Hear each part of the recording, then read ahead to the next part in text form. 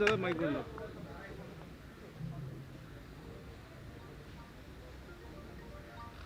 संयुक्त किसान मोर्चा की 7 सदस्यीय कमेटी की ये पहली प्रेस कॉन्फ्रेंस है नेशनल मीडिया के साथ दिल्ली में। इसमें आप सबका स्वागत है। आज बहुत ठंडा दिन है, आप सबको नए साल की मुबारकबाद दी। आप समझिए यहाँ जितना ठंडा है तो वहाँ सिंगू बॉर्डर पे, टिकरी बॉर्डर पे, शाहजहांपुर बॉर्डर पे, गाजीपुर बॉर्डर पे खुले मैदान में कैसी स्थिति होगी आप सोचिए। आज की प्रेस कॉन्फ्रेंस में जो शामिल होने वाले साथी हैं उनका मैं परिचय करवा दूं। मेरे साथ जगजीत सिंह डल्लेवाल जी हैं। आप भारतीय किसान यूनियन सिद्धूपुर के अध्यक्ष हैं और राष्ट्रीय किसान मजदूर महासंघ के साथ जुड़े भी हुए हैं। आप फरीदकोट पंजाब से। उनके साथ दर्शन पाल जी हैं। दर्शन पाल जी क्रांतिकारी किसान यूनियन के अध्यक्ष हैं और अखिल भारतीय किसान संघर्ष समन्वय समिति से भी जुड़े हुए हैं। उनके साथ पंजाब के और देश के सबसे वरिष्ठ किसान नेताओं में से एक बलबीर सिंह राजेवाल जी हैं।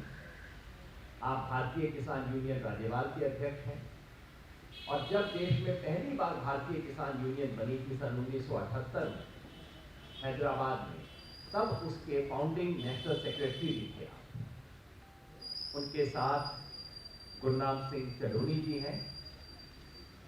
आप भारतीय किसान यूनियन चढ़ूनी के अध्यक्ष हैं। हरियाणा में शाहबाद मारकंडा से हैं और 1992 से इस देश के किसान आंदोलन में सक्रिय रहे हैं।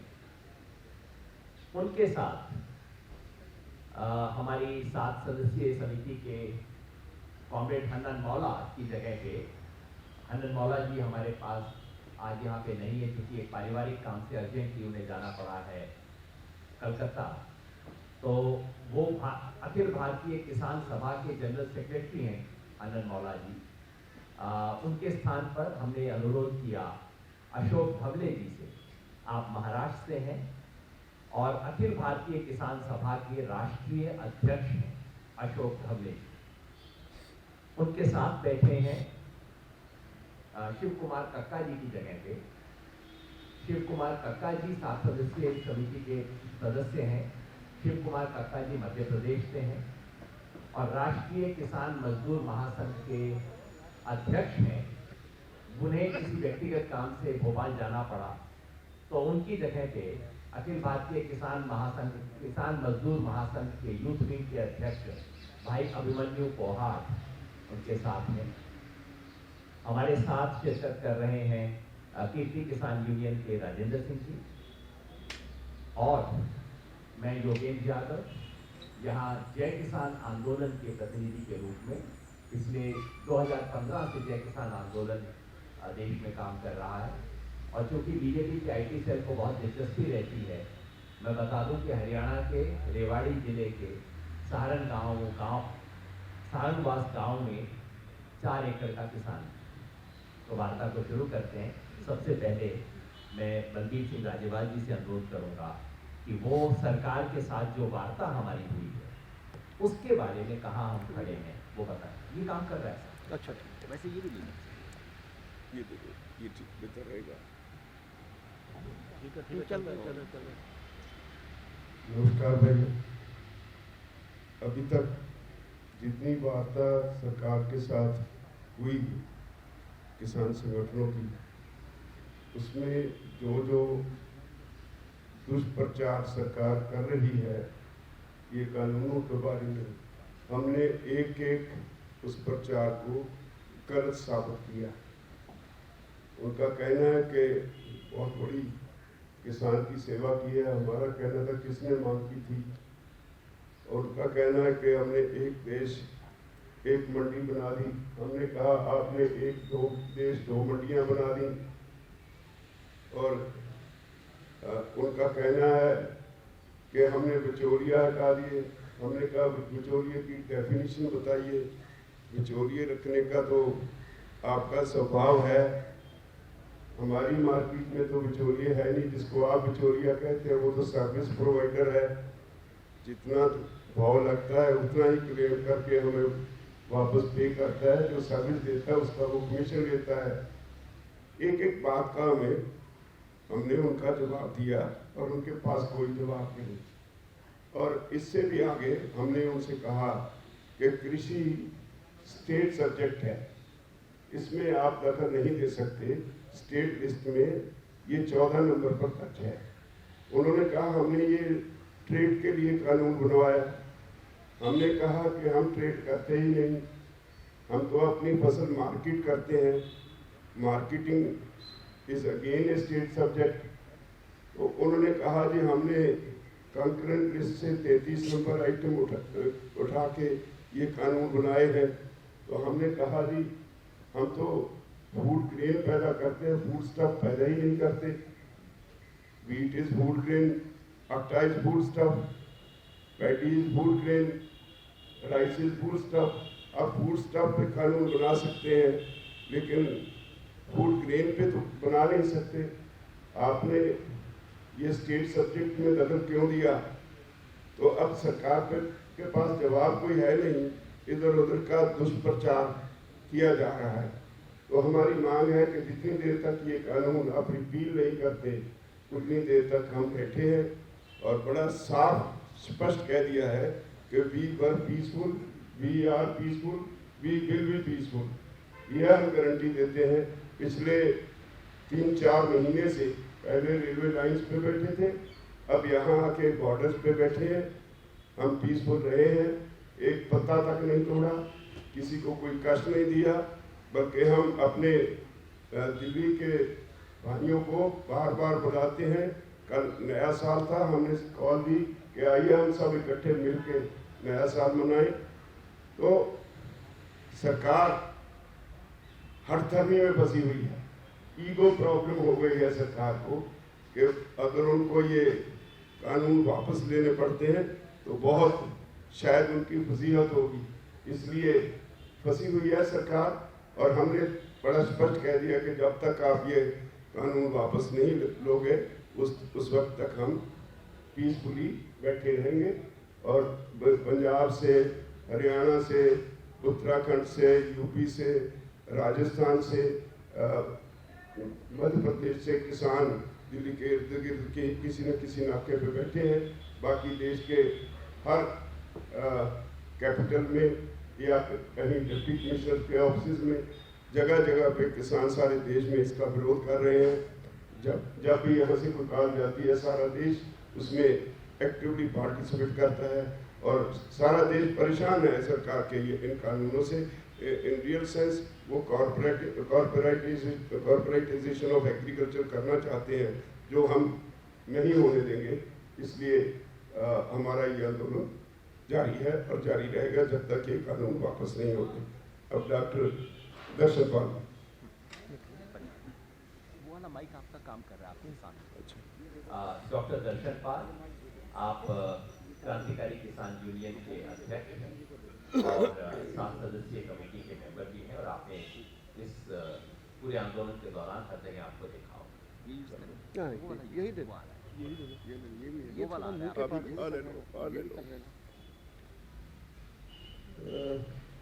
मैं इस आंदोलन में आज तक जो हुआ उस पर नहीं जाता, वो सब पता है आपको। इस आंदोलन में दिल्ली के इर्द गिर्द 5 नहीं 6 नाके लगे हुए हैं और देश भर में 100 के करीब पक्के धरने चल रहे हैं। ये एक जानकारी के लिए। अभी हमारा बातचीत का एक दौर हुआ, 4 तारीख को फिर बातचीत है, 5 तारीख को सुप्रीम कोर्ट में हियरिंग है। सो संयुक्त किसान मोर्चा ने ये डिसाइड किया है कि 6 तारीख को अगर हमारी वार्ता फेल हो जाती है और 5 तारीख को सुप्रीम कोर्ट में भी कुछ हमारे पक्ष में नहीं होता है, 6 तारीख को हम सिंगू बॉर्डर से ट्रैक्टर जो हैं उसको केएमपी पर चढ़ाएंगे और केएमपी पर ट्रैक्टर मार्च होगा। जो ये 26 जनवरी की एक तरह की परेड की वो होगा, उसकी तरह का रिहर्सल परेड होगी वो 6 तारीख को। इसके बाद 6 तारीख को बाद हम डिसाइड करेंगे कि हमारा जयपुर वाला जो नाका है, वो जयपुर के इंचार्ज भी बैठे हैं यहाँ, 2 या 3 दिन के भीतर ही हम उस नाके को, जो शाहजहांपुर है, वो लोकल कमेटी डिसाइड करेगी, संयुक्त किसान मोर्चा उस पर स्टैंप लगाएगा और उस मोर्चे को भी हम आगे लाएंगे। उसकी डेट हम अपनी मीटिंग में डिसाइड करके उसका अनाउंसमेंट करेंगे। और 6 से लेकर 20 तक एक पूरा पखवाड़ा देश में हम कॉल दे रहे हैं कि उस कॉल के अनुसार पूरे देश में किसानों के इस आंदोलन के पक्ष में बीजेपी सरकार के ऊपर दबाव डालने के लिए बड़ी बड़ी रैलियां, बड़े बड़े प्रोटेस्ट प्रोग्राम और पक्के धरने, जो भी तरह के लोग वहां के अलग अलग प्रांतों के करेंगे, उसको एक हमने यहाँ से सेंट्रल कॉल दिया है कि पूरे 15 दिन जो हैं वो भंडाफोड़ अभियान, जन जागरण अभियान किसानों के पक्ष में, पूरे देश में वो किसानों के पक्ष में एक 15 दिन का पूरा एक मूवमेंट चलेगा। इसके साथ ही 23 तारीख को सुभाष चंद्र बोस जी का जन्मदिन है, 23 जनवरी को। तो हमने फैसला किया है कि 23 जनवरी को पूरे देश में हमने कॉल दिया है लोगों को कि बड़े बड़े प्रोग्राम करके गवर्नर हाउसेज जो हैं, गवर्नर हाउसेज की तरफ मार्च करो, क्योंकि सेंट्रल गवर्नमेंट के जो सिंबल हैं, आइकन हैं, रिप्रेजेंटेटिव्स हैं, वो प्रांतों में गवर्नर्स हैं। और इसके साथ ही हमने तय किया है कि 26 जनवरी इस बार का जो गणतंत्र दिवस है, पूरे देश में किसान अपनी अगुवाई के तले उस गणतंत्र दिवस को अपने ट्रैक्टर और व्हीकल परेड करके उसको मनाएंगे। 26 जनवरी को हमारा कॉल है कि दिल्ली के इर्द गिर्द जितने भी नज़दीक के सिटीज हैं वो आए, 25 तक यहाँ पहुँचे और 26 को दिल्ली में हमारे ट्रैक्टर फ्लैग्स लगा के दिल्ली में परेड करेंगे। जो केएमपी की परेड है, रिहर्सल परेड है, ऐसी और भी परेड्स अलग अलग जगह होगी, लेकिन फाइनल परेड 26 को दिल्ली में होगी। और पूरे देश में कॉल है, पूरे देश में जिस प्रांत में कम ट्रैक्टर हैं वहाँ ट्रैक्टर के साथ व्हीकल मार्च, और जहाँ ट्रैक्टर ज़्यादा है ट्रैक्टर व्हीकल मार्च। और वो मार्च को हमने दिया है नाम कि सिटी स्टेट का कैपिटल में और डिस्ट्रिक्ट का हेडक्वार्टर्स में सारे देश में ट्रैक्टर किसान परेड के नाम से पूरा देश ये 26 जनवरी को किसानों के पक्ष में, 26 जनवरी को संविधान दिवस के ऊपर पूरे देश में हमारे जो लोग हैं एक जन जागरण का क्लाइमैक्स में वो जो है एक करेंगे, परेड करेंगे। इसके साथ ही 18 तारीख को ही जनवरी को हमने कॉल दिया है कि महिला किसान दिवस में, क्योंकि बहुत सारे हमारे बॉर्डर्स के ऊपर महिलाएं आ रही हैं, उनका ये डिमांड भी है कि इसको सेंट्रल कॉल दो ताकि पूरे देश में उस दिन महिलाओं जो किसानों के पक्ष में और किसान हैं, पूरा महिला किसान दिवस के रूप में 18 तारीख को एक कॉल दिया है। 26 तारीख तक का ये कॉल है, ये संयुक्त किसान मोर्चा की तरफ से ये प्रोग्राम्स हमने दिए, वो मैं आपसे शेयर कर रहा हूँ। धन्यवाद। आप गुरनाम सिंह जलोनी जी, आप एमएसपी के बारे में क्या पोजीशन है, क्योंकि बहुत कंफ्यूजन रहता है, उसके बारे में स्थिति है। सभी मीडिया वाले भाइयों को नमस्कार और नए साल की आपको बहुत बहुत शुभकामनाएं। आज जो प्रेस कॉन्फ्रेंस कर रहे हैं उसका एक मकसद ये भी है कि सरकार जो भ्रम फैला रही है उस भ्रम को दूर करना, ताकि किसान का पक्ष पूरे देश में आपके माध्यम से बहुत अच्छे तरीके से जाए। सरकार बार बार बयान दे रही है कि किसानों ने अड़ियल रवैया अपनाया हुआ है, हम तो इनको बहुत कुछ देने के लिए तैयार है, एमएसपी तो हम देंगे ही, ये तो हम लिख के देने के लिए भी तैयार है।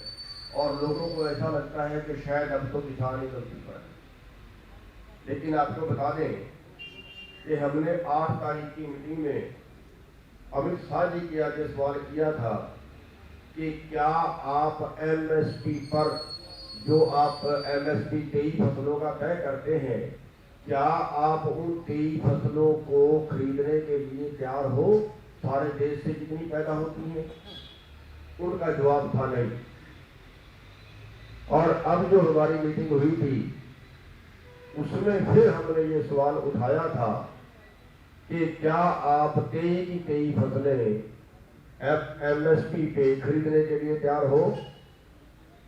तो उनका जवाब था कि नहीं, इस पे तो बहुत सोचना पड़ेगा।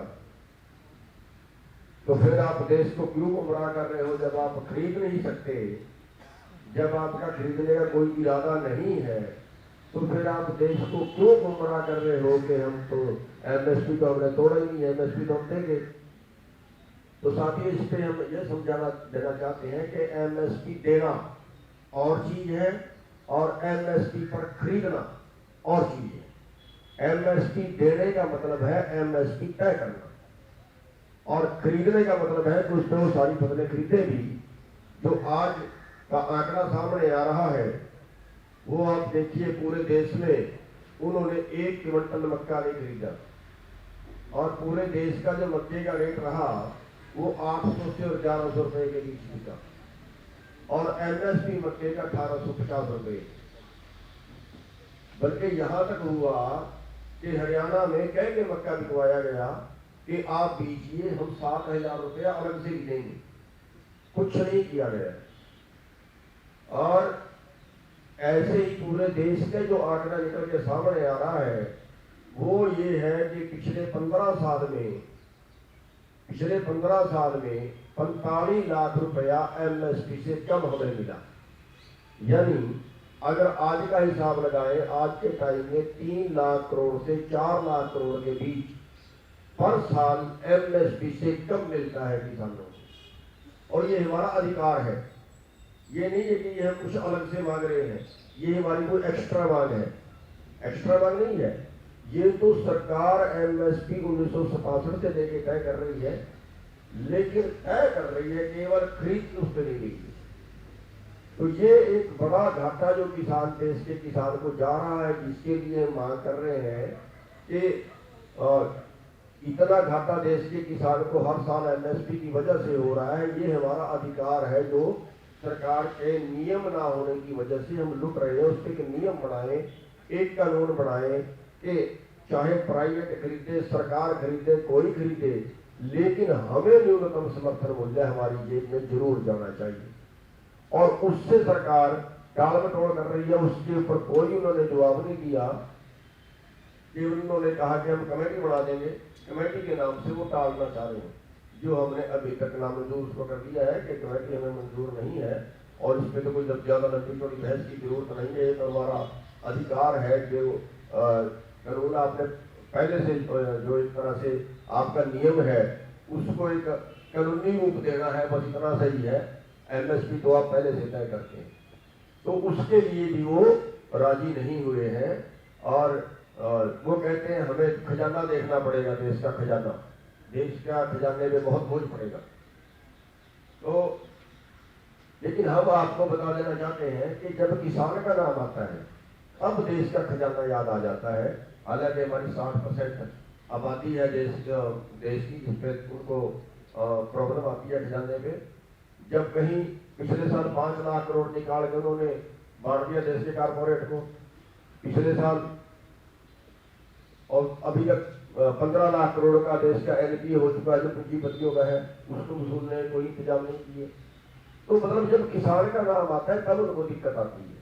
तो एमएसपी पे हमारा स्पष्टीकरण ये है, कुल मिला के स्पष्टीकरण ये है कि हमारा जो उत्पाद है आज के टाइम में 3 लाख करोड़ से 4 लाख करोड़ के बीच हमें नुकसान हो रहा है, जो हमारा अधिकार है, लेकिन सरकार उसको लूट रही है और नहीं दे रही। इस आंदोलन में भी अभी तक उस पर उन्होंने कोई स्पष्टीकरण नहीं दिया, अभी तक वो बात नहीं मानी। धन्यवाद। आप श्री जगजीत सिंह डल्लेवाल जी पंजाब से, भारतीय किसान यूनियन सिद्धूपुर के अध्यक्ष जी।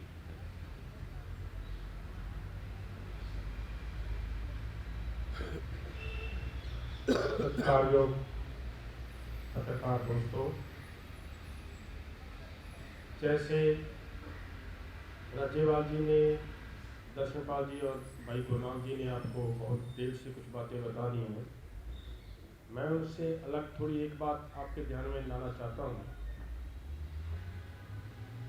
कि ये जो आंदोलन है, ये बड़ा स्पष्ट है कि ये जो कानून सरकार लेकर आई है, इन कानूनों को वापस करवाने के लिए लड़ा जा रहा आंदोलन है और एमएसपी का गारंटी का कानून बनाने के लिए ये आंदोलन है। और जो इसके पैरेलल बात चल रही है, मैं उस बात पे आपका ध्यान ले जाना चाहता हूँ कि ये आपने सभी ने देखा है, पूरे देश ने, पूरे वर्ल्ड ने देख लिया कि ये आंदोलन पूरी तरह पीसफुली चल रहा है। कहीं पे भी कोई ऐसी वैसी घटना आज तक नज़र नहीं आई कि जिससे ये कह सके कोई कि ये आंदोलन हिंसक हो गया है, ये वायलेंट कर रहे हैं, वो ऐसी बात इनको नज़र नहीं आई। लेकिन एक बात आपने बहुत जोर शोर से प्रचारित होती है और सरकार के बड़े बड़े नेता ये कहते सुने होंगे कि ये खालिस्तानियों का आंदोलन है, ये माओवादियों का आंदोलन है। एक बार ये भी कहा कि केवल पंजाब के लोगों का आंदोलन है, फिर ये कहना शुरू किया कि ये केवल पंजाब और हरियाणा का आंदोलन है, फिर ये कहना शुरू किया कि ये केवल उत्तर भारत का आंदोलन है। चाइना, पाकिस्तान, तरह तरह के इन लोगों ने इस आंदोलन को बदनाम करने के लिए यत्न किया और मैं धन्यवाद देता हूं आप सभी पत्रकार भाइयों का, आपके मीडिया वालों का। आपने उस बात को अच्छी तरह, हमारी बात को लोगों के सामने लेकर गए और आपके माध्यम से ये बात उनकी जो वो झूठ बोलकर ये कह रहे थे कि ये खालिस्तानी है, उस दिन आपने ये क्लियर कर दिया कि नहीं, कहीं ना कहीं इसी आंदोलन के दौरान टिकरी बॉर्डर पे पूजा की गई है देवी देवताओं की, जो हिंदू धर्म से बिल्कुल मिले हुए हैं। वो हुआ वहाँ पे, तो वो उनकी वो बात आप लोगों ने स्पष्ट कर दी कि ये नहीं, ये खालिस्तानी नहीं है, यहाँ पे पूजा पाठ करने वाले दूसरे लोग भी बैठे हैं। कहीं पे वो भी आप ही के माध्यम से दिखाया गया कि इस आंदोलन के पक्ष में नमाज पढ़ी गई, वो भी आपने दिखाया। वो उनका उस बात को आपका मैं धन्यवाद देता हूं कि जो आपने वो क्लियर कर दिया कि ये सब आंदोलन के कार्य जो ये यहाँ पे हिंदू भी हैं, यहाँ पे मुसलमान भी हैं, यहाँ पे सिख भी हैं, यहाँ पे ईसाई भी हैं, सभी धर्मों के लोग हैं। जो इन्होंने पूरे जोर से ये कहा, मैं आपके माध्यम से सरकार के पास ये बात पहुंचाना चाहता हूँ। ये कह रहे थे कि ये अभी उत्तर भारत तक ये बात लेकर आ चुके हैं कि ये केवल उत्तर भारत का आंदोलन है। मैं इनसे पूछना चाहता हूँ कि बिहार में अगर लाठीचार्ज किया सरकार ने, वो किस पर किया है? वो किसान नहीं थे क्या? किसान प्रोटेस्ट कर रहे हैं, उन पर लाठीचार्ज किया सरकार ने, सभी आपके सामने है, आपके माध्यम से हमें भी पता चला। तो अब ये उत्तर भारत की बात नहीं रही है। हैदराबाद में बहुत बड़ी रैली हो चुकी है, तमिलनाडु में बहुत बड़ी गैदरिंग हो चुकी है, वहां से ये आंदोलन चल रहा है। कर्नाटका में हमारे इस आंदोलन के समर्थन में बहुत बड़ा आंदोलन चल रहा है। ये आंदोलन अब केवल भारत का नहीं रहा, अब तो ये आंदोलन भारत से बाहर जाकर पूरे हिंदुस्तान की इस आंदोलन के सपोर्ट में वर्ल्ड खड़ा नजर आ रहा है। बाहर के लोग यहाँ तक कि हमारी मानयोग यूएनओ ने भी हमारी सरकार को फिटकार लगवा दी है कि आप क्या कर रहे हो, ये कैसा काम हो रहा है भारत में। तो मुझे लग रहा है कि ये इनकी जो बातें हैं, मैं सिर्फ यही बताना चाहता था कि ज़्यादा समय नहीं लेना, कि ये आंदोलन अब देश का नहीं रहा, पूरे वर्ल्ड में बैठे जो भारत के लोग हैं सभी का बन चुका है। और सरकार को इस बात को जितनी जल्दी हो सके हमारी इन मांगों को मान लेना चाहिए, नहीं तो सरकार को ये जरूर होगा कि ये जन आंदोलन बनता जा रहा है और इस आंदोलन की और भी कई तरह के रूप होते हैं। सरकार को कहीं राजनीतिक पॉलिटिकल नुकसान उठाना भी पड़ सकता है अगर ये, लेकिन हमारा निशाना केवल किसानों की मांगें लेना है। यहाँ पर हम फिर से क्लियर कर दें, हमारा आंदोलन का निशाना केवल किसानों की मांगें लेना है। और सरकार जितना इसको लंबा खींचने का प्रयास कर रही है, इस आंदोलन में तरह तरह के शरारती तत्व भेजे जा रहे हैं। उनकी कोशिश ये है कि अगर लंबा खींचेंगे तो ये आंदोलन ऐसे ही कैसे बिखर जाएगा। लेकिन दूसरा रूप ये भी है कि अगर लंबा खींचेगी सरकार तो इस सरकार को इसका पॉलिटिकल नुकसान भी हो सकता है। सरकार को इस बात को ध्यान रखना चाहिए और सरकार को किसानों की मांगें मान लेनी चाहिए जल्दी, क्योंकि सरकार के खिलाफ अब पूरा हिंदुस्तान, पूरा वर्ल्ड खड़ा हो रहा है। धन्यवाद। अखिल भारतीय किसान सभा के राष्ट्रीय अध्यक्ष श्री अशोक धवले। मेरे सभी पत्रकार साथियों, ये जो आंदोलन का आज 38वां दिन है और इस आंदोलन के तहत 50 से ज्यादा हमारे किसान साथी ये शहीद हुए हैं दिल्ली के इर्द गिर्द। आज सुबह न्यूज आई गाजीपुर बॉर्डर से कश्मीर सिंह नाम के उत्तराखंड के किसान रामपुर के, इन्होंने आत्महत्या आज सुबह की और सुसाइड नोट में उन्होंने लिखा कि मेरे इस आत्महत्या के लिए मोदी सरकार जिम्मेदार है। ये इतने दिन से 50 हमारे साथी शहीद होने के बावजूद सरकार जो हमारी मुख्य मांगे हैं वो मान्य करने को तैयार नहीं है। इसकी हम संयुक्त किसान मोर्चा की तरफ से बहुत ही कड़ी निंदा हम करना चाहते हैं। आज हमारे जो तीनों मांगे हैं उनमें से ये तीनों कानून जो किसी भी किसान संगठन ने कभी मांगे नहीं थे, ठोक दिए गए। दूसरा, जो एमएसपी का गारंटी देने वाला और खरीद की गारंटी देने वाला, लागत खर्चे के 1.5 गुना दाम, ये कानून बनना चाहिए। बिजली बिल ये वापस लेना चाहिए। और यह क्लीन एयर ऑर्डिनेंस के बारे में, खैर उसके बारे में कुछ बात हुई है। ये तीनों मुद्दे जब तक सरकार मान्य नहीं करती तब तक ये आंदोलन बिल्कुल पीछे नहीं लिया जाएगा। ये संयुक्त किसान मोर्चा का पूरी तरीके से ये मत है। इस आंदोलन की सही शक्ति आज ये है कि पूरे देश के किसान इसके अंदर जुटे हैं। सभी धर्म के, सभी जाति के, सभी भाषा बोलने वाले, और हमारे पंजाब के 72 किसान, हरियाणा के 72 किसान, और उसके साथ में उत्तर प्रदेश, उत्तराखंड, मध्य प्रदेश, राजस्थान, ये सभी उसके अंदर। लेकिन सिर्फ उतना नहीं, महाराष्ट्र से हजारों साथी, जिस राज्य से मैं आता हूं, हजारों हमारे किसान नासिक से निकले और 25 दिसंबर को हम शाहजहांपुर बॉर्डर पर पहुंचे। पूरे देश में, बंगाल हो, तमिलनाडु हो, कर्नाटक हो, आंध्र, तेलंगाना, ओडिशा, सब जगह में यह आंदोलन जारी है। और यह है इस आंदोलन की ताकत, जिसकी वजह से सरकार उसको कुचल डालना नामुमकिन बात है।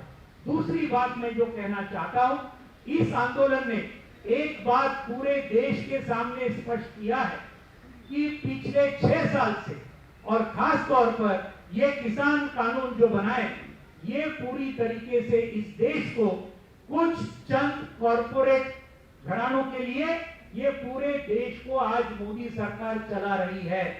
ये इक्वेशन पूरे देश भर में अभी फिट बैठा है, लोग जानने लगे हैं। ये कानून हो, कृषि कानून हो, जो मजदूरों के खिलाफ 4 लेबर कोड हो, ये इसी सितंबर के पार्लियामेंट सेशन में पास हुए।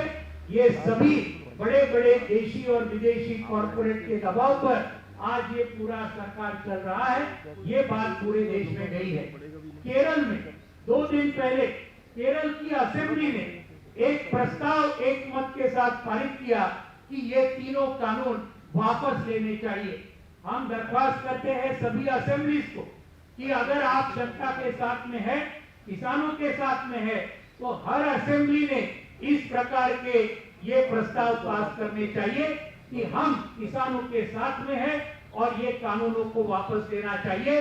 एमएसपी का ये नीतियों के चलते आज 4 लाख से ज्यादा किसानों ने हमारे देश में आत्महत्या की है। ये हमारे फिगर नहीं है, यूनियन होम मिनिस्ट्री के, नेशनल क्राइम रिकॉर्ड ब्यूरो के ये आंकड़े हैं जो मैं कह रहा हूं।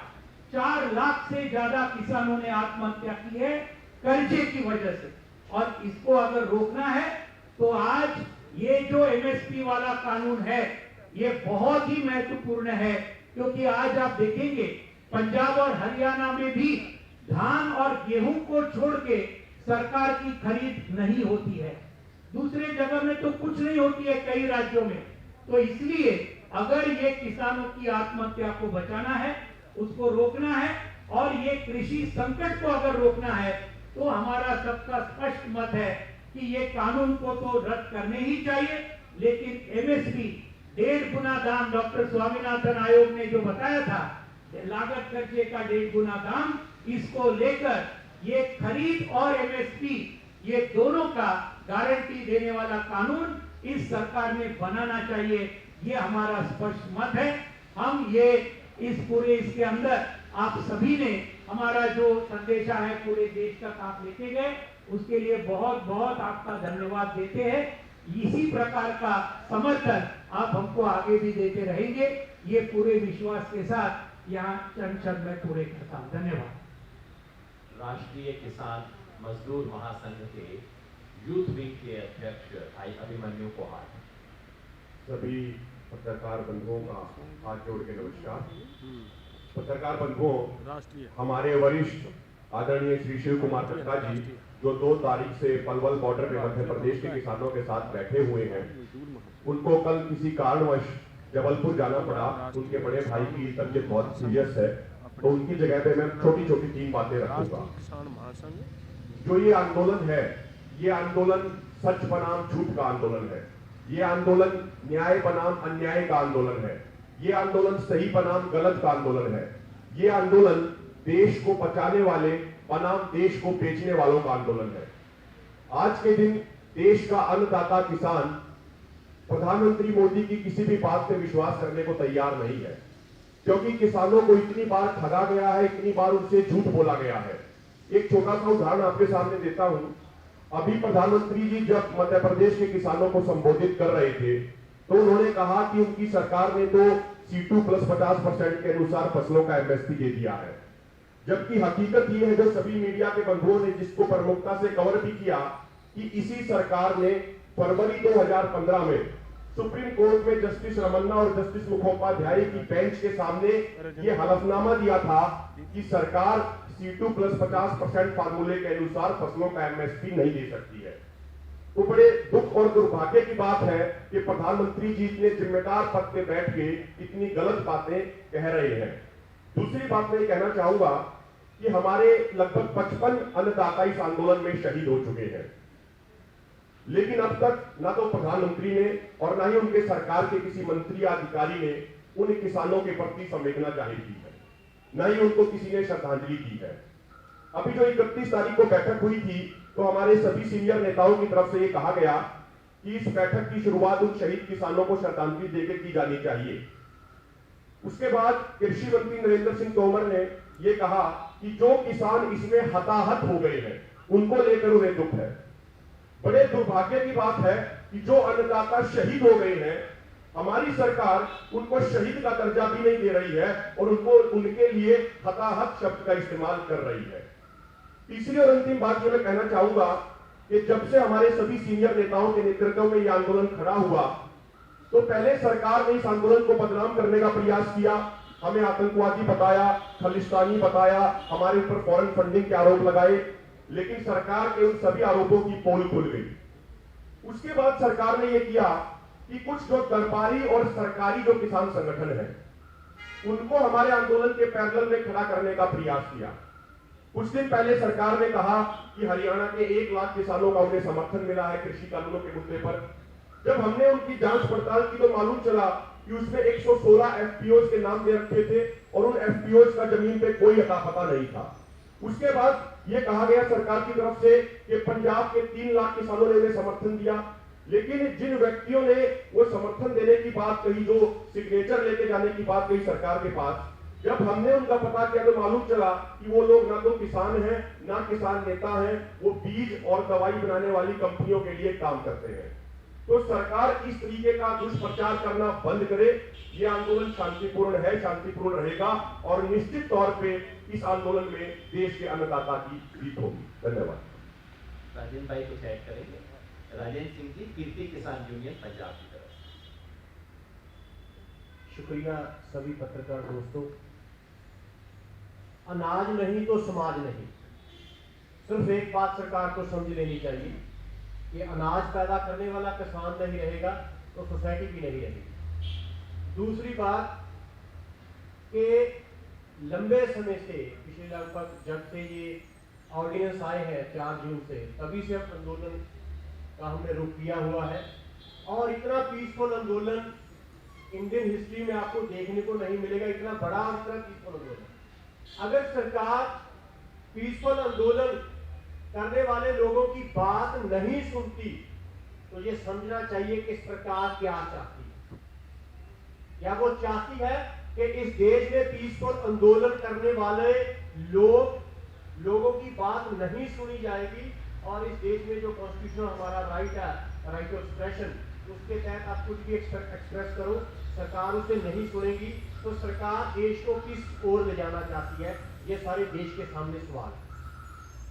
अगली बात, 1907 में शहीद आजम सरदार भगत सिंह के चाचा अजीत सिंह जी ने एक आंदोलन पगड़ी संभाल जट्टा किया।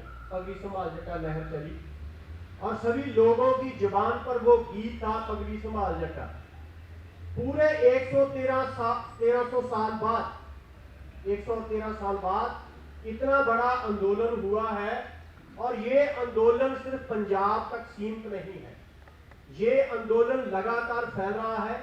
और सरकार ने, जो पहले डल्लेवाल साहब ने बताया कि सरकार कह रही है कि ये पहले का सिर्फ पंजाब का आंदोलन है, पंजाब और फिर का पंजाब और हरियाणा का आंदोलन है, नॉर्थ इंडिया का आंदोलन है, अब पूरे देश में फैल गया, पूरी दुनिया में प्रोटेस्ट होने लगे हैं। और ये सरकार, मैं वो उस तरह का शब्द नहीं बरतना चाहूंगा, इतनी वो ढीठ है, कल को ये कहेगी ये तो सिर्फ धरती का आंदोलन है, मंगल ग्रह पर तो हो ही नहीं रहा, ये तो सिर्फ एक प्लेनेट पर हो रहा है, किसी और प्लेनेट पर तो आंदोलन ही नहीं हो रहा। ये इस तरह के लोग हैं। इसलिए लास्ट बात ये कि सारा मामला फंसा हुआ क्यों है। मामला 3 कानूनों का नहीं, सरकार इसे 3 लॉज का मामला नहीं मानती।